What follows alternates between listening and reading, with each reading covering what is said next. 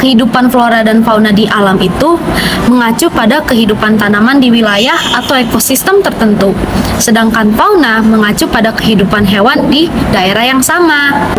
Flora sangat penting karena menghasilkan oksigen dan menyediakan makanan serta habitat bagi fauna. Lalu, interaksi antara flora dan fauna melibatkan ketergantungan dan saling memengaruhi di lingkungan yang sama, adik-adik.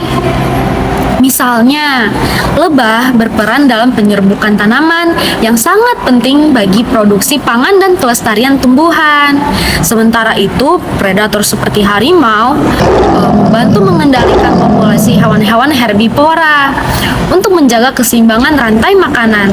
Untuk pelestariannya di dalam flora dan faunanya, adik-adik, kita bisa mengunjungi taman nasional. Nah, di taman nasional itu nggak cuma buat sekedar kita melihat berbagai macamnya, adik-adik, tetapi juga untuk melindungi hewan-hewan yang sudah terancam punah. Makanya kita harus rawat selalu dan juga kita dapat melihat selalu keindahan dari flora dan fauna. Dan juga ada perlindungan untuk berbagai macam flora dan fauna.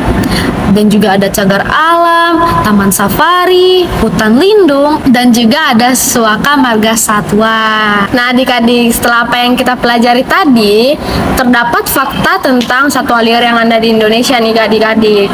Indonesia merupakan negara yang kaya raya akan keanekaragaman hayati, baik flora maupun fauna, adik-adik. Lebih dari 300 spesies satwa liar atau 17% satwa liar di dunia itu hidup di Indonesia, di negara kita loh, adik-adik.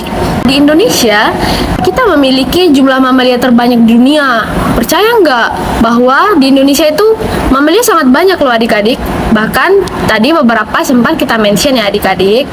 Totalnya itu bisa dibilang 515 jenis mamalia terdapat di Indonesia dan dihuni oleh 1.539 jenis burung kurang lebih, adik-adik. Selain itu, kita bisa lihat bahwa perairan Indonesia dihuni oleh 45% ikan yang ada di dunia, adik-adik. Banyak bukan?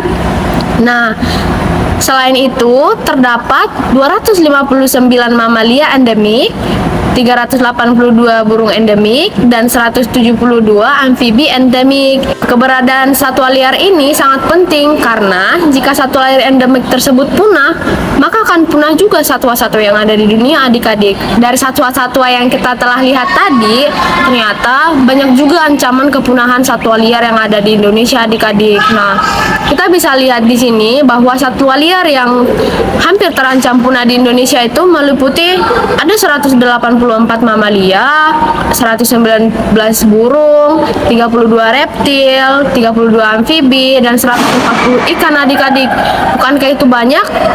Nah, terdapat juga 68 spesies yang terancam punah, 69 spesies juga ya di Indonesia yang terancam punah, dan 517 spesies di Indonesia yang juga rentan untuk punah, adik-adik.